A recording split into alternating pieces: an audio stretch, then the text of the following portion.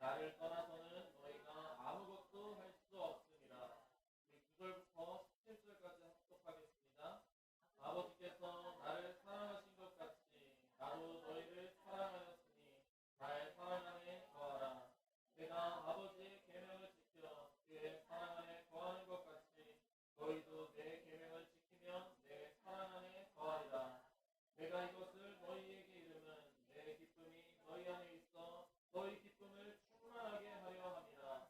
내 계명은 곧 내가 너희를 사랑한 것 같이 너희도 서로 사랑하라 하는 이것이니 사람이 친구를 위하여 자기 목숨을 버리면 이보다 더 큰 사랑이 없나니 너희는 내가 명하는 대로 행하면 곧 나의 친구라. 이제부터는 너희를 종이라 하지 아니하리니 종은 주인이 하는 것을 알지 못함이라. 너희는 친구라 하였노니 내가 내 아버지께 들은 것을 다 너희에게 알게 하였습니다. 너희가 나를 택한 것이 아니요 내가 너희를 택하여 세웠나니 이는 너희로 나서 열매를 맺게 하고 또 너희 열매가 항상 있게 하여 내 이름으로 아버지께 무엇을 구하든지 다 받게 하려 함이라. 내가 이것을 너희에게 명함은 너희로 서로 사랑하게 하려 함이라. 아멘. 할렐루야. 우리 함께 읽은 요한복음 15장에 있는 말씀을 가지고 예수께 연결된 가시라는 제목으로 우리가 말씀의 은혜를 나누겠습니다. 우리가 제목을 한번 따라서 읽어볼까요? 예수께 연결된 가시. 예수께 연결된 가시. 네, 예수께 연결된 가시라는 제목으로 요한복음 말씀으로 우리가 함께 말씀의 은혜를 나누겠습니다. 우리가 이런 생각을 한번 해봤을 수 있을 것 같아요. 어떤 생각이냐? 달기 먼저일까? 달걀이 먼저일까라는 생각이에요. 달기 먼저 나온 걸까? 달걀이 먼저 나온 걸까? 왜 이런 생각을 할까요? 닭이 있으니까 달걀이 생기는 거 아니에요? 라는 생각이 들기도 하면서 달걀이 있어야 병아리가 뛰어나고 그게 닭이 되는 거 아니냐? 라는 생각을 또 할 수 있으니까 닭이 먼저일까? 달걀이 먼저일까? 라는 생각을 우리가 하게 됩니다. 둘 다 맞는 말처럼 보이는데 우리가 성경을 통해 생각을 해본다면 이 질문의 답은 전자가 맞아요. 달기 먼저라는 거예요. 왜 그럴까요? 하나님께서 세상을 만드실 때 어떻게 만드셨느냐? 여러 가지 알들을 만드셨다라고 성경에서 기록을 하는 게 아니잖아요. 사람을 만드셨을 때도 사람을 아기 때처럼 아기부터 만드셨던 게 아니라 사람으로 만드셨다라는 거죠. 아마도 아담이 성인으로서 만들어졌을 거라고 생각이 듭니다.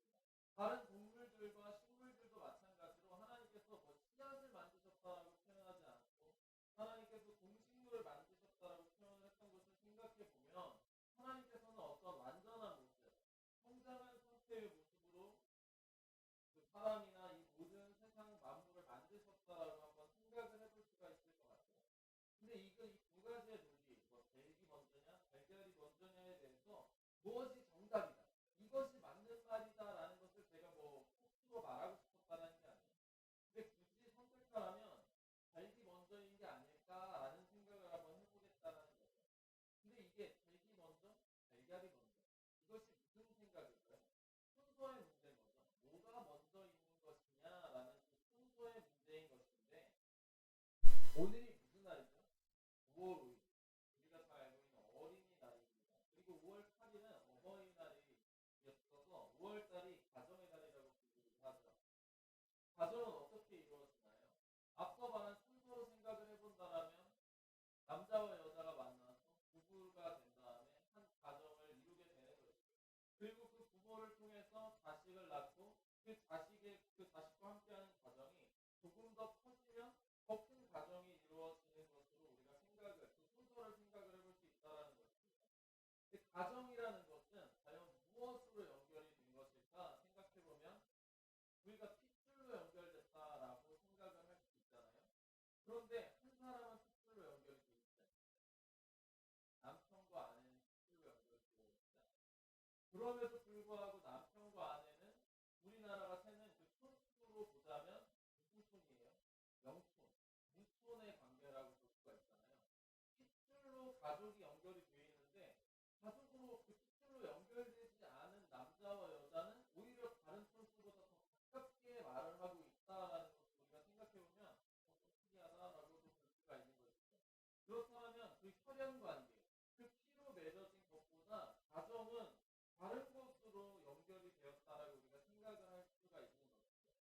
우리가 엊그제 금요 예배 때 잠깐 언급하긴 했는데 부모와 자식 간의 관계는 어떤 것으로 연결이 되어 있냐? 바로 사랑이 필요하다라고 말씀을 드렸습니다. 왜냐? 부모가 자식을 위해 헌신하고 수고하고 노력하는 그 모든 것들은 사랑이 아니고서는 이해할 수가 없는 것이죠. 아기가 자랄 때 어떻게 자라죠? 한밤에 갓난아기는 계속해서 깨잖아요. 1시간마다 깨고 2시간마다 깨고 얘가 언제 깨는지 알 수가 없는 거예요.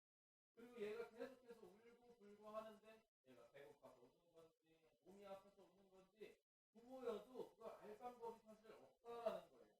그러니까 굉장히 고된 부모로서의 과정을 거쳐야 그 갓난아이가 어린아이로 자라는 시간이 필요하죠. 어린아이가 성인으로서 자라날 때도 그냥 곱게 곱게 자라는 친구들도 있을 수 있겠지만 제 경우에도 그랬듯이 곱게만 자라는 사람은 아마 많지 않을 거라는 거예요. 사랑이 없으면 그 자녀를 키우는 데에 부모로서 회의감이 들 수도 있을 것 같습니다. 제가 아직 부모가 안 돼봐서 그러는지 모르겠는데 사랑이 없으면 그 자녀를 내 자녀지 내 피클이지만 그가 장성하기까지 바라볼 때 나의 마음에 사랑이 없으면 내가 얘를 키워야 되냐 말아야 되냐 이런 생각을 분명히 할 수도 있을 거라는 거예요. 그럼에도 불구하고 그 모든 과정을 견디는 이유가 뭐라고? 사랑하기 때문이라는 거예요.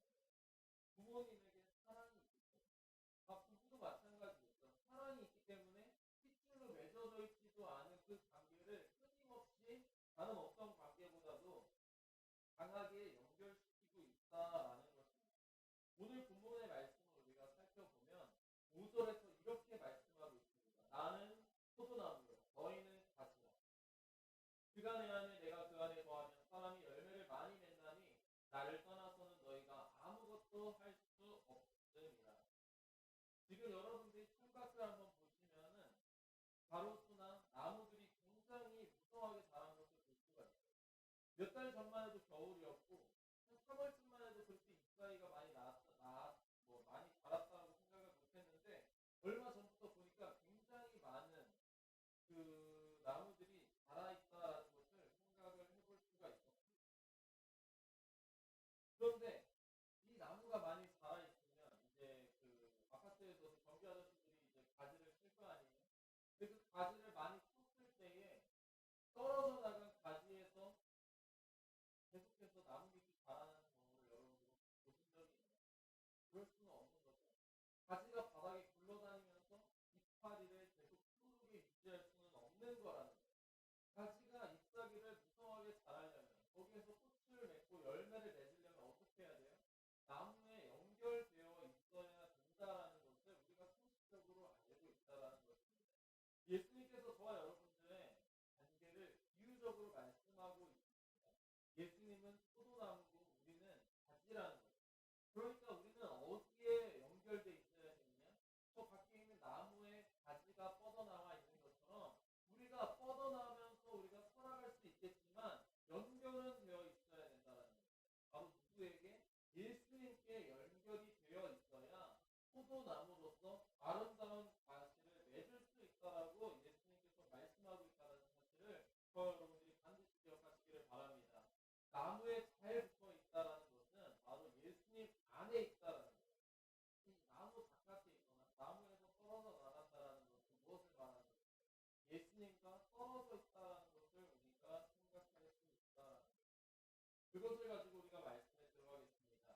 첫 번째로 우리가 생각해 볼 것은 무엇이냐? 사랑 안에 거하라 라는 예수님의 말씀입니다. 사랑 안에 거하라. 우리 한번 따라해 볼까요? 사랑 안에 거하라. 첫 번째로 살펴볼 것은 9절 10절을 제가 읽어드리겠습니다. 아버지께서 나를 사랑하신 것 같이 나도 너희를 사랑하였으니 나의 사랑 안에 거하라. 내가 아버지의 계명을 지켜 그의 사랑 안에 거하는 것 같이 너희도 내 계명을 지키면 내 사랑 안에 거하리라. 예수님께서 말씀하셨습니다. 사랑 안에 거하라고 말씀하셨습니다. 10절에서는 뭐라고요? 예수님께서 하나님 아버지의 계명을 지키신 것처럼 너희도 내 안에 거하려면 내가 너희에게 말하는 계명을 지켜야 된다라고 말하고 있다는 거예요. 아까 말씀드린 부모와 아이의 관계에서 아이들은 어떻게 해야겠어요? 어린 아이들은 부모님의 말씀을 잘 들어야 됩니다. 부모님의 말씀을 잘 듣지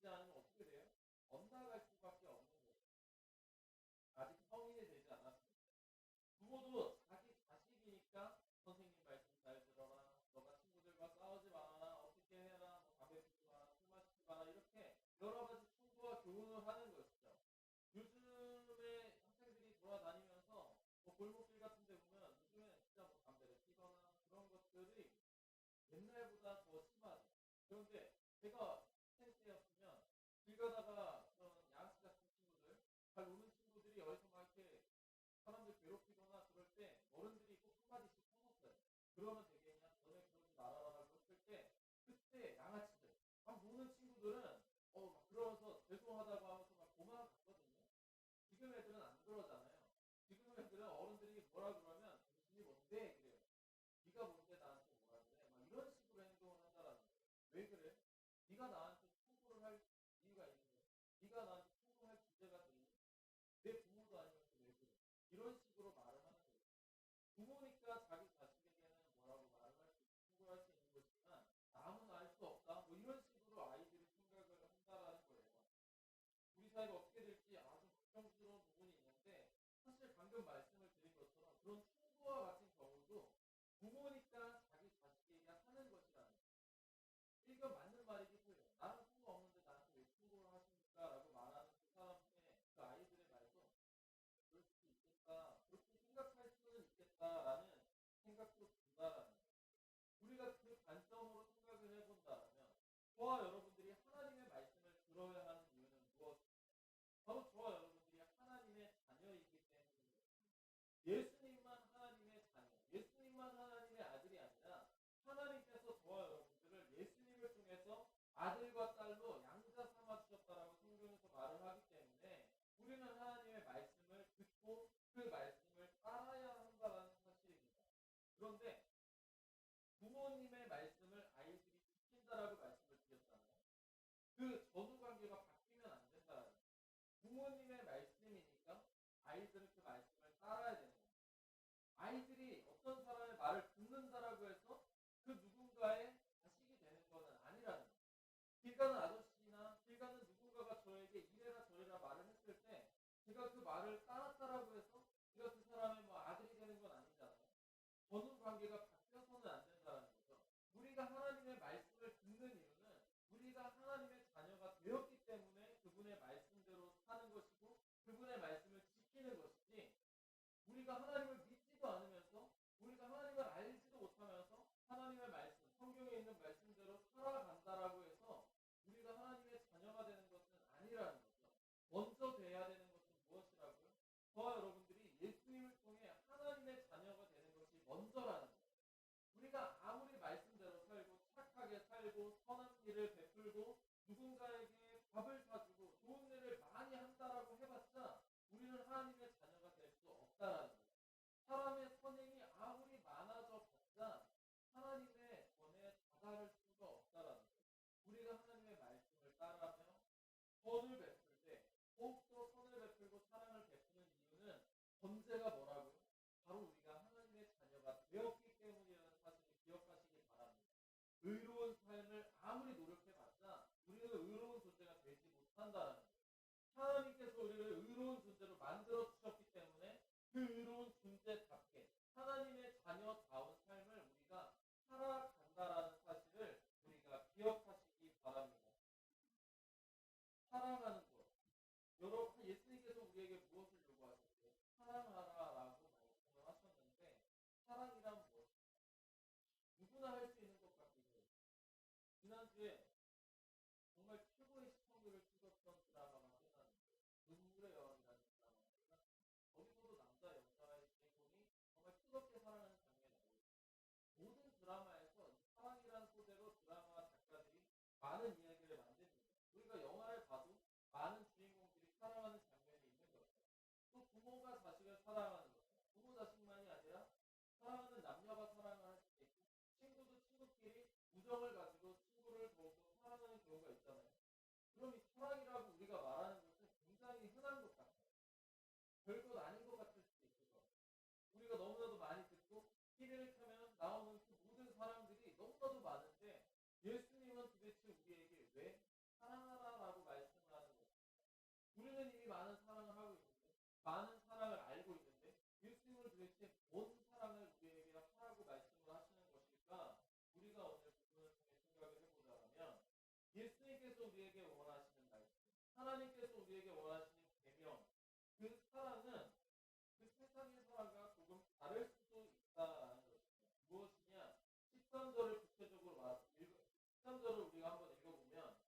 사람이 친구를 위하여 자기 목숨을 버리면 이보다 더 큰 사랑이 없다라고 성경에서 기록합니다. 친구를 위해 목숨을 버리는 사람, 너무나도 대단한 사랑일 거라고 생각이 듭니다. 예수님께서는 그것이 가장 큰 사랑이라고 말씀하셨습니다. 이것은 바로 예수님께서 저와 여러분들에게 보여주신 사랑이었어요. 왜냐? 예수님께서 십자가에 달리심으로써 자기의 목숨을 버리시면서 우리를 친구로 만들어 주셨기 때문입니다. 우리는 예수님의 십자가를 통해서 예수님과 친구가 되었다라는 것입니다. 그런데 이 친구라는 것을 우리가 한번 생각해 봤으면 좋겠어요. 우리가 원래 예수님과 친구였나요? 우리는 원래 예수님과 친구가 아니에요. 우리가 같은 학교를 다니면 친구가 되는데, 같은 학교를 쭉 올라가고 초등학교, 중학교, 고등학교, 대학교 가고 혹은 직장을 다닐 때 같이 모여있는 사람들과 친구가 된다라는 거예요. 유유상종이라고 말하기도 하잖아요. 같이 어울리는 사람들끼리 친구가 되는 거예요. 우리가 지금도 어울리는 사람들을 생각해 본다면 나랑 비슷한 사람들이랑 어울리게 하는데, 우리가 예수님과 친구가 되었다라는 지점을 다시 한번 생각해 보세요. 예수님이 우리와 원래 친구였나요? 예수님은 우리와 친구가 아니에요. 예수님은 하나님의 보좌 우편에 앉아 계셨던 하늘의 존재신데, 이 땅바닥에 있는 저와 여러분들과 친구가 되어주셨다라는 것입니다. 우리가 지난주에 이명호 목사님께서 오셔서 설교해 주셨는데, 이명호 목사님께서 5가지 제사를 말씀해 주셨잖아요. 우리 한번 기억하고 있나요? 레위기에 나와 있는 5가지 제사. 번제, 소제, 화목제, 속죄제, 속건제. 다시 한번 생각해 볼까요? 번제, 소제, 화목제, 속죄제, 속건제. 이 5가지의 제사를 예수님께서는 한 번에 예수님의 십자가를 통해서 이루심으로 우리가 다시 한번 하나님과 친구가 될 수 있도록, 연합이 될 수 있도록 만들어 주셨다는 거예요. 우리가 지금 한번 생각해 봐요. 거기에 왜 문이 있는데 갑자기 문이 열렸는데, 우리가 뉴스에서 보는 흉악범이 갑자기 저 문을 열고 들어왔다라고 한번 생각해 보세요. 그 흉악범이 우리를 해치려고 여기에 찾아온 게 아니라, 다른 목적이 아니라 그냥 예배를 드리기 위해서 문을 열고 이 자리에 들어왔다라고 한번 생각을 해봐요. 근데 우리가 어젯밤에 뉴스를 봤는데 이 사람이 흉악범처럼 느껴지는, 흉악범이랑 인상 차이가 너무 비슷해. 내가 뉴스에서 어제 본 그 사람인 것 같아요. 아니면은 곧 출소했어, 흉악범이었다가 처벌을 받고 출소한 사람이에요. 그 사람이 갑자기 여기에 앉아있다라고 생각을 한번 해보자고요. 그럼 여러분들 우리의 마음이 어떻겠어요? 이 사람 뭐야? 저 사람 되게 좋은 거야? 라는 생각을 우리가 하게 돼요. 흉악범이 아니라고 해도 갑자기 노숙자나 거인, 어떤 냄새나는 사람이 여기에 교회 문을 열고 들어왔다라고 우리가 한번 생각해 보자고요. 우리가 어떤 생각을 할까요? 아, 이 사람이 예배를 드리러 왔다라고 생각을 할 수도 있지만, 이 사람이 구걸하러 왔나? 이 사람 이렇게 생각을 할 수도 있다라는 거예요. 그러면서 우리가 잘 왔습니다라고 말을 할 수도 있겠지만, 우리의 마음속에 뭔가 부담감이 생긴다라는 거예요. 아, 어떻게 해야 되지? 아, 이 사람한테 뭐 어떻게 해줘야 되지? 라는 부담감이 먼저 생긴다라는 거예요. 왜요? 우리와 다르니까. 내가 알고 있던 사람이 아니기 때문에. 우리는 그렇다라는 거예요. 같은 사람들끼리, 친한 사람들끼리 어울리는 거지, 나와 조금 다른 사람, 내가 전혀 친구로 여기지 않았던 사람들과는 한 번에 연결이 되지 않는다라는 거예요. 바로 예수님이 저와 여러분들과 친구가 되어주신 것도 우리가 너무 익숙하게 말씀을 드리고 설교를 통해 말씀을 드리는 거지만, 원래는 자연스러운 게 아니라는 거죠. 예수님이 이 땅 가운데 오셨을 때 누구와 친구가 되셨죠? 세리와 상녀와 가난한 자들, 병든 자들과 친구가 되었다라고 성경에서 말합니다. 하지만 유대인들은 그들과 친구하고 있지 않았어요. 그들과 항상 거리를 뒀죠. 왜냐? 율법적으로 말미암아 그들과 함께하며 그들과 친구가 되었더라면 율법 안에서 율법적으로 그들이 범죄하는 것이 되니까 그들과 항상 거리를 뒀다라는 거예요. 그들과 함께하지 않았어요.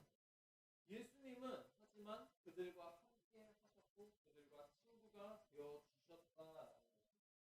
그 세리와 상녀와 병든 자들이 그냥 노숙자들, 흉악범들, 우리가 알지 못하는 누군가, 우리가 잘 알지 못하는 그 사람들이라고 생각하지 말라는 것입니다.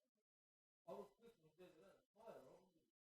우리도 하나님을 믿지 않았을 때, 우리도 예수님을 알지 못했을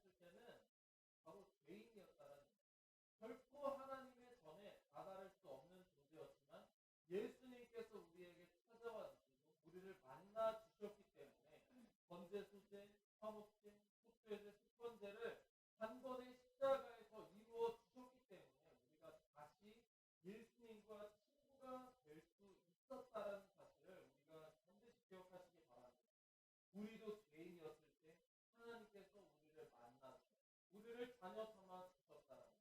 그러니까 예수님께서 우리에게 사랑해야 된다. 너희가 사랑하라라고 말씀하시는 것은 그냥 밑도 끝도 없이 그냥 사랑해라라고 말씀하는 게 아니라 예수님이 우리에게 먼저 사랑하셨기 때문에 예수님이 우리에게 먼저 사랑을 넘치게 베풀어 주셨기 때문에 그 사랑을 우리도 베풀고 나누며 증거하고 살아가라라고 하는 그 말씀이라는 사실을 반드시 기억하시기 바랍니다. 그 말씀을 우리가 실천하며 행동하며 따라가는 우리가 되시기를 바랍니다. 두 번째로 우리가 생각할 것은 사랑은 친구가 되게 한다라는 것입니다. 우리 다시 한번 읽어볼까요? 사랑은 친구가 되게 한다. 네, 하나님의 사랑이 예수님을 통해 우리를 하나님과 예수님과 친구가 되게 만들어 주신 것처럼 우리는 사랑함으로 말미암아 누군가와 친구가 될 수 있다는 거예요. 유유상종은 내가 만들고 싶은 사람들과만 친구가 되는 거예요. 나한테 유리함을 주는 사람들과만 친구가 되는 것인데 예수님의 사랑은 그렇지 않았다는 거예요. 제가 한때는 이런 생각을 하기도 했어요. 너무 교회 다니는 사람처럼 안 보였으면 좋겠어요. 뭔 소리야? 내가 교회를 다니고 있는데 너무 교회 다니는 사람처럼 안 보였으면 좋겠다라는 생각도 한번 했어요. 왜냐? 우리가 전도를 할 때 우리가 이게 전도지를 나누어 주려고 갈 때에 전도지를 받으려는 사람들은 딱 눈치만 보면은 알아요. 아, 이 사람 나 지금 전도하러 오는구나. 이 교회 다니는 사람이 나한테 지금 오고 있구나라는 것을 아주 그냥 본능적으로 느낀다라는 거죠. 우리한테서 뭔가가 풍겨지니까 그런 거라고 생각이 됐거든요. 그러니까 이게 조금 희석된다라면 내가 교회 다니는 사람이라는 모습을 조금 희석시키고 산다라면 이 사람들이 그런 느낌을 받지 않을 것 같은데 라는 생각을 한번 해봤거든요. 그런데 또 이렇게 생각도 한번 해봤어요. 내가 지금 교회를 다니고 있는데 교회 다니는 사람이라는 이미지, 교회 다니는 사람이라는 느낌이 나한테 없다라는 것을 한번 생각해 볼까요? 다른 누군가가 지나가는 사람이 제가 지금 여기서 설교하고 있는데 당신은 전도사 같지 않습니다라는 말을 저한테 했다라고 한번 생각해 봐요. 듣기 좋을까요? 설교하고 있는데 당신은 전도사 아닌 것 같아요 라고 말하면 이게 칭찬인가? 이게 욕인가라는 생각이 들릴 것 같아요. 목사님한테 누군가가 당신은 목사님 같지 않습니다라고 말할 때 이게 칭찬인가 욕인가 긴가민가 할 거예요. 우리가 그리스도인인데 당신은 그리스도인 같지 않군요 라는 말을 했을 때 과연 이게 칭찬일까? 욕일까? 우리가 한번 생각해 봐야 된다는 거죠. 왜냐? 학생이 교복을 입는 것처럼 군인이 군복을 입는 것처럼 직장인들이 각자 직장에 맞는 어떤 복장을 갖추고 살아가는 것처럼 우리가 어떤 신분을 가지고 있다라면 그것이 우리의 삶에서 나타나야 되는 게 정상인데 그게 안 나타난다면 뭐겠어요? 내가 그 신분과 어울리지 않는 삶을 살고 있다라는 것이죠. 우리가 그리스도인이라면 그리스도인의 모습이 우리에게 나타나져야 되는데 그리스도인의 모습은 무엇이죠? 바로 예수님이 이 땅 가운데서 보여주신 그 모습이 우리에게 보여져야 된다는 거예요. 바로 저와 여러분들이 친구가 있잖아요. 우리가 만나는 친구들, 노인정에서 만나는 우리 이웃들이 있을 텐데 바로 우리가 어울리는 그 사람들이 우리에게 있을 때에 우리가 어떻게 보여야 된다고요? 우리가 교회 다니는 사람처럼 우리가 그냥 교회만 다니는 사람처럼 보여야 될 게 아니라 예수님을 믿는 사람처럼 예수님을 믿는 사람으로서 우리의 삶이 나타나야 된다는 거예요. 우리가 과거에는 교회를 안 다녔을 수도 우리가 과거에는 예수님을 믿지 않았을 수 있겠죠. 그렇다면 친구들이 지금 예수님을 믿는 우리를 보았을 때 야, 너가 좀 달라진 것 같다. 당신이 뭐가 좀 달라졌군요. 라는 것을 느껴야 된다는 거죠. 예수님을 믿는 사람 같은 모습이 지금 당신에게서 나타납니다라는 게 있어야 되는데 과거의 친구들이 지금의 우리의 모습을 봤을 때 너 20년 전이랑 똑같은데? 한 30년 전이랑 똑같은데? 라고 만약 한다라면 그것은 없잖아요.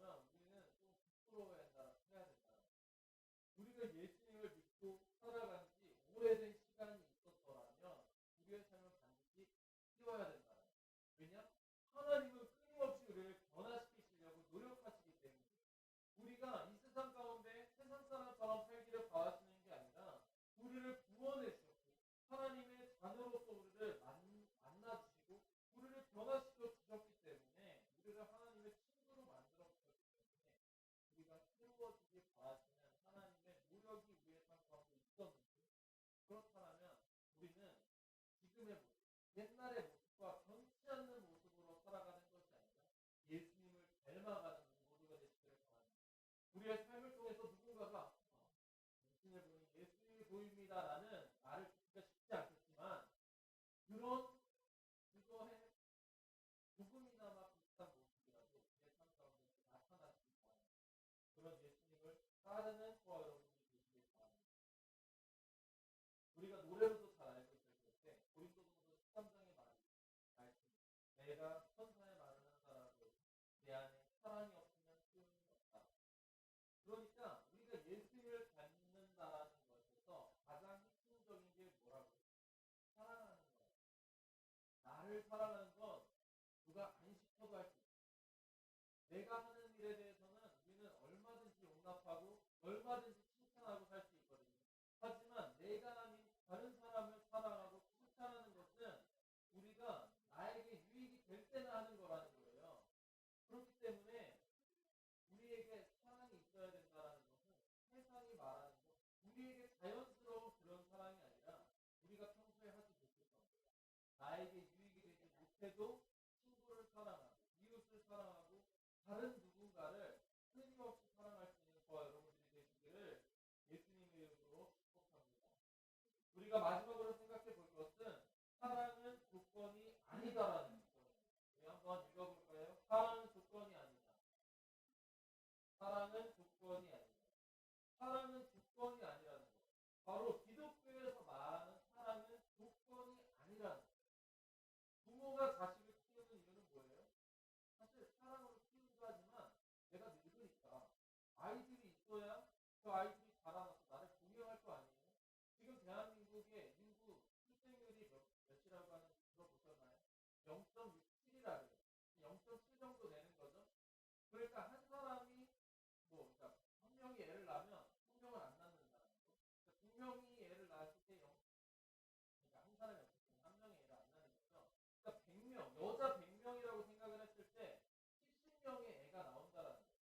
그렇게 생각하면 괜찮은 거 아니야 라고 생각할 수 있어요. 여자 70명이 여자 100명이 아이를 70을 낳는 거예요. 그런데 아이의 70이 성별을 생각해보세요. 얘는 여자 혼자 낳는 게 아니다. 이 70명 중에 남자가 35명이고 여자가 35명이라는 거예요.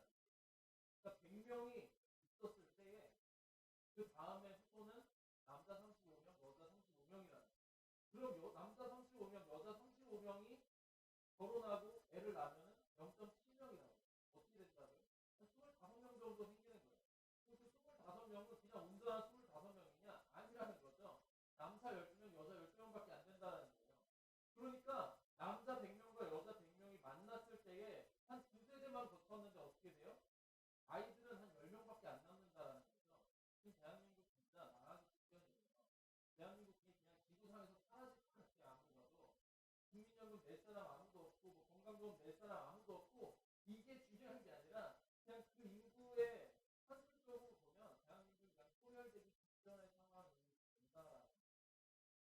근데 그 부모가 자식을 키우는 이유도 사랑하지만 나를 동양을 받아야 되기 때문에 그렇게 사랑을 하는 것인데 하나님의 사랑, 성경에서 말하는 사랑은 이런 조건적인 게 결코 없다라는 거예요. 왜요? 죄인을 먼저 사랑하죠. 죄인이 내가 잘못했습니다. 내가 회개하겠습니다. 하나님 나를 받아주세요. 오케이. 너가 회개하고 나한테 용서를 구했으니까 내가 널 용서하겠다. 아니에요. 성경에서 하나님의 용서는 그렇게 하지 않아요. 우리는 용서하지 않았어요. 용서를 구하지 않았어요. 우리는 하나님께 먼저 회개를 구하지도 않았지만 하나님께서 먼저 손을 내밀어 주셨다. 내가 너희를 용서할 테니 나에게로 돌아오라라고 하나님께서 우리에게 말씀하고 계시다. 하나님이 먼저 용서하셨고 우리는 회개하고 그 다음에 회개하고 돌아갔다라고 성경에서 기록합니다. 그러니까 하나님의 용서와 하나님의 사랑은 조건을 가지고 하고 있는 게 아니라는 거예요. 무조건적으로 우리를 받아주겠다. 성경 여러 번 인용하는데 상자의 비유에서 말하고 있잖아요. 상자가 아버지의 유산을 먼저 땡겨 받아가지고 먼 타국에 가서 돌아왔어요. 그런데 아버지의 집 대문을 두들기면서 아버지 내가 이제는 아버지의 아들로서 사는 게 아니라 이제 종으로서 살겠습니다라고 말하나요? 아버지의 집에 대문을 두들기기도 내 아들이 분명히 돌아올 거다. 얘가 이렇게 살면 잘못할 수밖에 없으니까 반드시 얘는 돌아올 것이다라고 아버지는 기다리고 있었다라는 거예요. 아들이 내가 잘못했습니다. 내가 종이 되겠습니다라고 말을 했을 때 그래 이제 네가 종처럼 살아라. 아니면 네가 좀 회개했구나. 정신 차렸구나. 이래서 용서하지 않았다라는 거죠. 단번에 만나자마자 나의 죽었던 아들이 돌아왔구나. 너는 다시 나의 살아있는 아들이다라고 정말 가르침을 끼워줬다라고 성경에서 기록합니다. 그러니까 바로 하나님이 우리에게 보여주신 사랑은 결코 조건이 없는 사랑이 아니에요. 무조건적인 사랑으로 우리가 어떤 모습이든지 우리가 주님 앞에 돌아오기만 하면 우리가 주님의 품 안에 나아가기만 하면 하나님은 우리를 받아주신다는 사실을 기억하시기 바랍니다.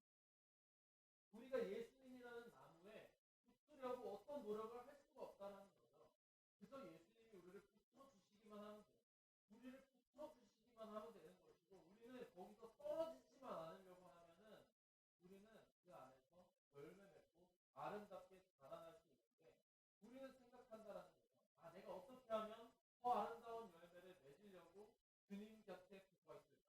어떻게 하면 내가 주님 곁에 더 높은 자리에 붙을까라는 헛된 노력을 할 수 있다라는 것인데 우리가 주님의 사랑을 잊기 위해서 했던 것, 그 조건은 아무것도 없다라는 것. 우리는 그저 주님 곁에 머물기만 하면 된다라는 것을 우리가 기억하시기 바랍니다. 말씀을 마무리하겠습니다. 오늘 제목을 예수께 연결된 가지라고 말씀했습니다. 우리는 예수님께 연결된 가지이기만 하면 된다라는 거예요. 그러면 예수님께서 우리의 삶에 계속해서 영양분을 공급해 주셔서 우리의 삶에서 아름다운 열매와 푸르는 잎사귀가 나올 수 있도록 끊임없이 우리의 삶에 하나님의 은혜를 공급해 주시는 분이라는 사실. 우리가 그 은혜와 그 사랑을 받기 위해서 뭔가를 대단한 걸 해야 하나님 우리를 사랑하신다? 그렇지 않다라는 거예요. 우리는 할 수 있는 게 하나도 없는데 하나님은 먼저 우리를 사랑해 주시고 우리를 받아주셨다는 것을 기억하시기 바랍니다. 우리가 오늘 성찬식을 나눌 것인데 성찬의 은혜를 우리가 경험하는 것도 예수님께서 말씀하시는 것이고 하나님이 우리에게 베풀어 주신 성찬을 먹고 마실 때에 우리에게 베풀어 주신 하나님의 은혜를 기억하시기 바랍니다. 나에게 하나님이 끊임없이 공급해 주신다라는 것을 우리가 예배를 통해서 떡을 먹음으로써 간을 마심으로써 우리가 그것을 기념하는 것인데 오늘 말씀을 생각할 때 우리가 주님의 은혜를 공급받는다라는 것을 기억하며 오늘만이 아니라 우리의 생을 다하는 그날까지 하나님의 은혜 가운데 살아가시는 우리 모두가 되시기를 예수님의 이름으로 축복합니다. 기도하겠습니다. 사랑하여 수고하신 하나님 아버지 감사합니다. 하나님 우리가 주님의 은혜를 소망하며 하나님의 은혜를 구하며 살아갑니다. 우리가 주님의 은혜를 받을 수 있는 조건은 아무것도 없습니다. 그저 우리가 주님의 사랑 안에 거하면 되는 것입니다. 하나님 우리가 주님의 그 사랑을 주님이 우리를 용납해 주신 그 사랑 안에 영원히 거주할 수 있도록 우리를 받아주시고 우리가 그 자리에서 벗어나려는 노력이 아니라 더욱더 아름답게 사랑을 전하며 행하며 살아갈 수 있는 우리 모두가 되게 달라고 끊임없이 노력하는 그 삶을